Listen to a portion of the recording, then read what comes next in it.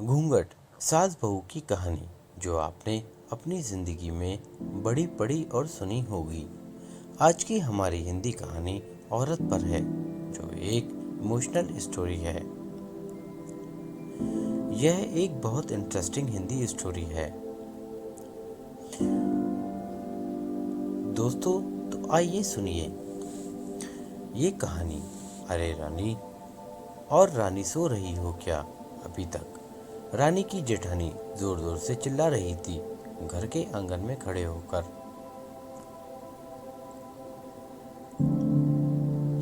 रानी यानी मैं तभी मैं भागती हुई अपने कमरे से निकली और बोली, दीदी आ गई मैं।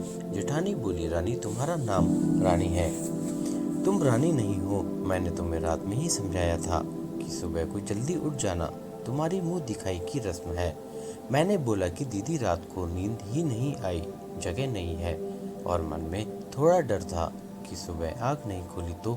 रजनी दीदी हंसती हुई बोली, रानी मेरी प्यारी देवरानी, जल्दी से घूंघट कर लो, अगर माँ जी आ गई तो हंगामा हो जाएगा। मैंने घूंघट किया ही था, तभी माँ जी वहाँ आ गई और कड़कड़ाती आवाज में बोली, चलो अब क्या यही गपशप मारती रहोगी तुम दोनों, हमने चलना शुरू ही किया था। तभी माँ जी ने रजनी दीदी के कंधे पर हाथ रखा और बोली, पता है ना कहाँ से जाना है और कैसे जाना है? माँ जी ने बोला कि जब भी कोई बड़ा तुम्हारे सामने खड़ा हो तो हमेशा घूंघट में रहना, और कम से कम अपने बड़ों के सामने आना, और बिना घूंघट के तो कभी नहीं।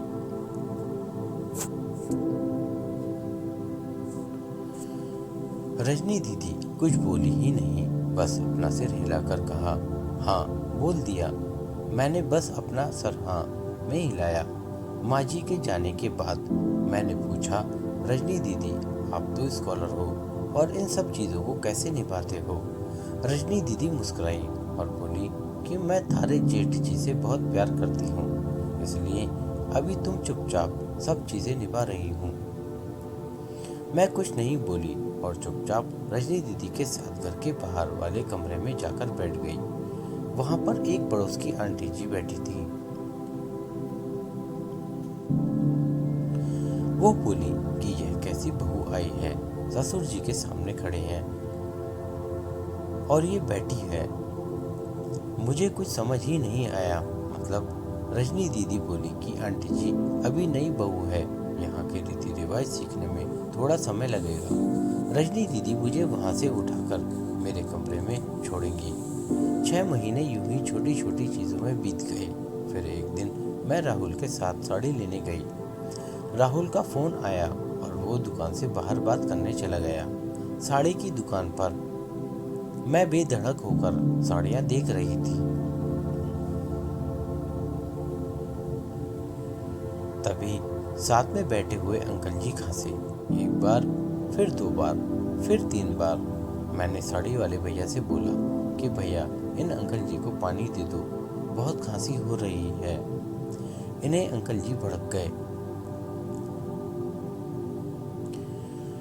और बोले, क्या बदतमीज लड़की है ये, कुछ शर्म लिहाज है या नहीं? इसे दुकान पर हंगामा देख राहुल बाहर से भागकर अंदर आया और अंदर आते ही अंकल जी के पैर छूकर बोले, मामा जी आप यहाँ। मैं घबरा के दुकान से बाहर निकाल आई, एक लंबा घूंघट करके गाड़ी में बैठ गई। राहुल बाहर आया और गाड़ी में बैठकर गाड़ी बहुत तेज चलाने लगा। मैंने धीमी आवाज में बोला, गाड़ी बहुत तेज चला रहे हो, कहीं एक्सीडेंट न हो जाए। हम घर पहुंचते ही थे, तभी माँ जी जोर जोर से चिल्लाते हुए बाहर आई, देखो आ गई ये रानी साहिबा, खानदान की इज्जत मिट्टी में मिलाकर। तभी रजनी दीदी आई और बोली, माँ जी मेरे शादी को 6 साल हो गए हैं, मैं अभी तक मामा जी को नहीं जानती, ये कैसे जानेगी? माँ जी जोर से चिल्लाई, देखो कैसे चपड़ चपड़ जबान चल रही है इस रजनी की। कभी राहुल सबकी बात काटते हुए बोले कि माँ ये दोनों सही बोल रही हैं, अगर ये हमेशा घूंघट करके रहती हैं तो ये मामा जी को कैसे पहचानेंगी? और माँ आज मामा जी के फोन पर तुमने पूरे घर की शांति को भंग कर दिया। ये वो ही समाज है जिसने सीता मैया पर भी उंगली उठाई थी। पिताजी और जेठ जी ने भी अपना पक्ष राहुल के साथ ही रखा।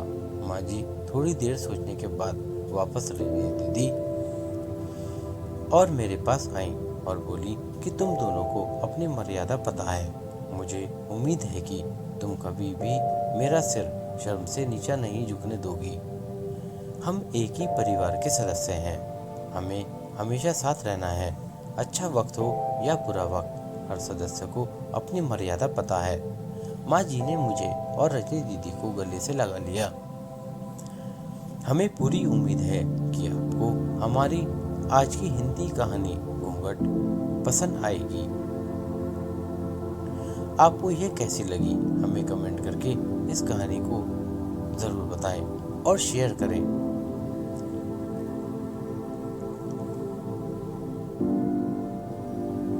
धन्यवाद। आपका दिन शुभ हो।